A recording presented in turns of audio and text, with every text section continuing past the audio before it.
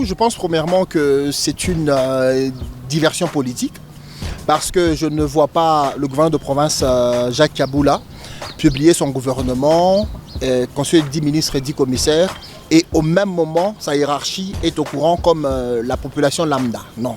C'est qu'avant la publication du gouvernement, certainement, sa hiérarchie administrative et politique, toutes les deux hiérarchies ont été au courant avant la publication. C'est qu'ils savaient déjà au niveau de Kinshasa que le gouvernement de Kaboula sera constitué de 20 personnes, donc 10 ministres et 10 commissaires.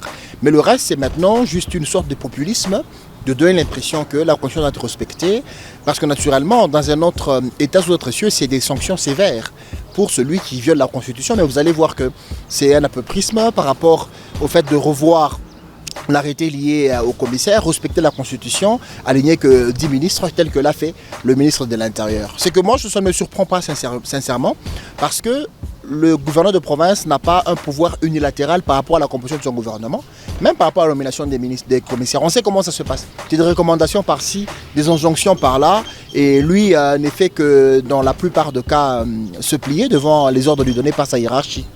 Je sais que le gouverneur connaît la loi. C'est puisqu'ils étaient habitués, même dans l'autre législature ou bien mandature, il y avait des commissaires. Il y avait toujours des plaintes. Je crois que c'est comme ils sont dans une union sacrée. Ils sont nombreux. Ils veulent satisfaire tout le monde au lieu de satisfaire la loi. Il est allé à côté. Nous demandons au gouverneur vraiment dans tout ce qu'il est en train de faire, de respecter la loi de la République. Parce qu'aller de 10 à 20, donc lui a doublé. Ça devient comme un gouvernement national. Dans les années antérieures, vous savez, le gouvernement était composé de combien de gens? Donc nous lui demandons de ne plus alourdir le gouvernement. Ce sont des dépenses inutiles pour d'autres personnes, d'autres partis politiques qui sont dans l'union sacrée. Il y a des endroits où il peut les caser, mais pas dans le gouvernement. Ils peuvent être dans des cabinets. Il y a d'autres endroits qu'on peut les caser, sinon qu'ils respectent seulement la loi, au lieu d'alourdir les choses. Jusque-là, l'autre année, nous étions, nous en tant que société civile, relation avec société civile, c'était le ministère du Plan. Avec Kazembe, c'est comme ça même dans la loi. Après, quand l'autre mandature nous a mis au ministère de l'Intérieur. Ici, je ne sais pas, on dit que c'est un commissaire. Donc, c'est comme si on est en train de minimiser la société civile. On ne respecte pas même la société civile. Dans la gestion de la chose publique, il y a le primordial et l'accessoire. Pour moi, dès lors que le gouvernement provincial est déjà sorti, l'Assemblée provinciale est déjà là, le gouverneur est déjà là. Avec ces trois institutions provinciales, tout peut marcher comme sur le rouleau. À mon avis, je pense également que les gouverneurs avaient été interpellés avant qu'ils ne commencent leurs attributions de sursoir. Aujourd'hui, de sursoir, la promulgation des commissaires provinciaux. Aujourd'hui, le Congo traverse des moments difficiles. Nous avons une guerre injuste qui nous a été imposée par rapport à l'impérialisme occidental via le marionnette Paul Kagame. Et aujourd'hui, nous sommes en train de vivre la guerre numérique qui cherche à tout prix déstabiliser la conscience des citoyens congolais afin de se retourner contre les institutions nationales établies. Donc nous avons beaucoup de problèmes. Il y a également les socio-économiques qui ne tiennent plus. Et à côté de cela, nous sommes en train de vivre les détournements. Et les détournements n'est pas seulement au niveau national, même dans les provinces. Le nouveau élu comme gouverneur font du travail, mais est-ce qu'il faut-il forcément promulguer ces commissaires généraux? Je pense, à mon avis, non. Ils devaient attendre, chercher à maîtriser les secteurs clés avec ceux qui sont déjà là pour faire leur travail, présenter leurs projets de société auprès de l'Assemblée provinciale, que les ministres qui sont là puissent travailler, puissent œuvrer.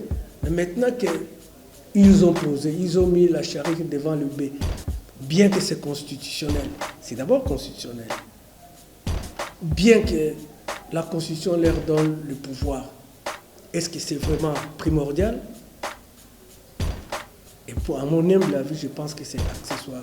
Mais comme ils ont déjà promulgué, qu'ils prennent ce courage d'assumer la responsabilité, soit de sursoir, soit d'attendre la décision finale au niveau du gouvernement central pour l'exécution de ces projets qui ont été déjà établis.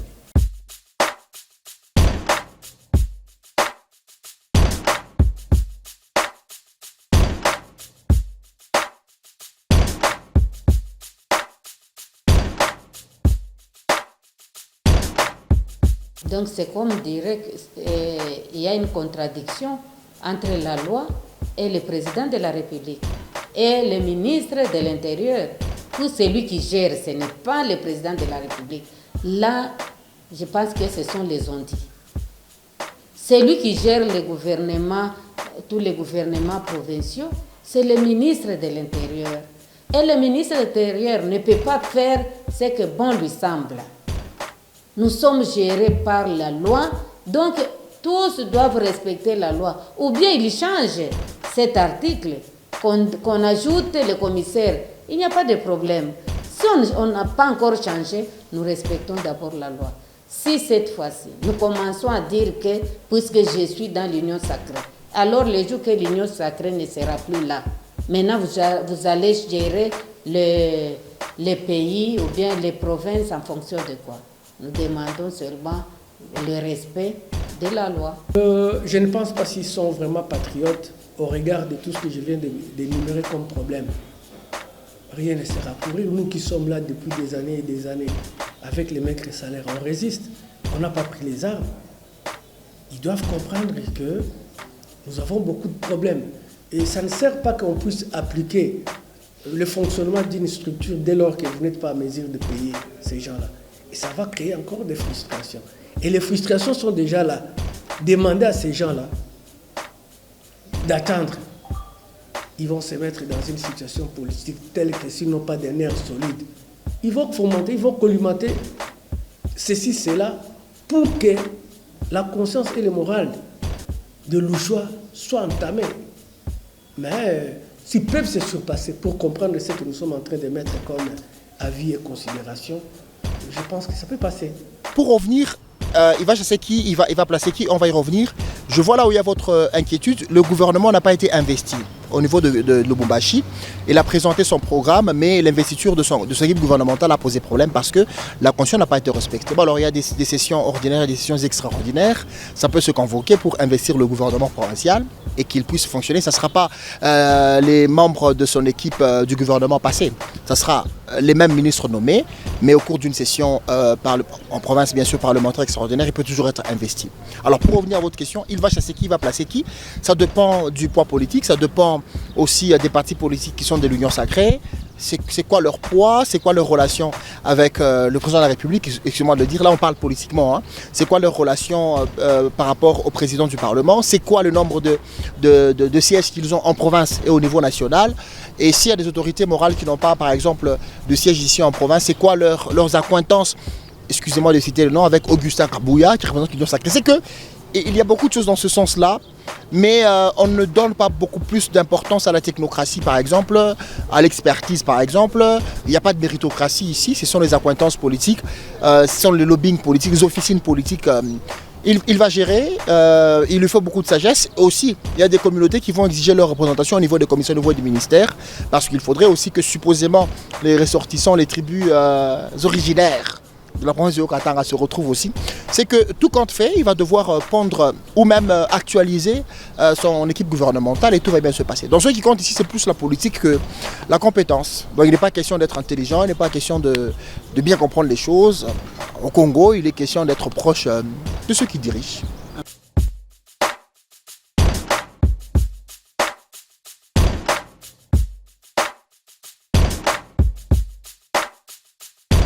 Le mot de la fin, il faut que tout ça cesse. Moi, je voudrais bien que quand on va prochainement parler des gouverneurs des provinces, que ce soit des acteurs politiques qui sont issus des élections au suffrage universel direct, pas indirect. parce que là, on va un tout petit peu casser l'influence de Kinshasa de la centrale par rapport à la composition de l'équipe gouvernementale, c'est que naturellement, parce qu'il a d'abord été face à sa hiérarchie au niveau de Kinshasa, y compris les députés provinciaux, ils ont été à Kinshasa pour avoir le gouverneur de province, c'est que toute la suite dépendra de Kinshasa alors que nous sommes à Lubumbashi, nous sommes dans le Haut-Katanga. Prochainement, il faudrait que le gouverneur soit issu de la votation de la masse de la province et pour que l'équipe gouvernementale soit aussi composée des gens qui vont répondre aux besoins de la population haut-katangaise et que la manière de travailler maintenant profite à la province, que quand on rend des comptes, on fait des pots de vin et puis on est en bonne relation avec Kinshasa. Et la province, à l'arrivée, la province ne va pas se retrouver. À l'arrivée, la province ne va pas se développer.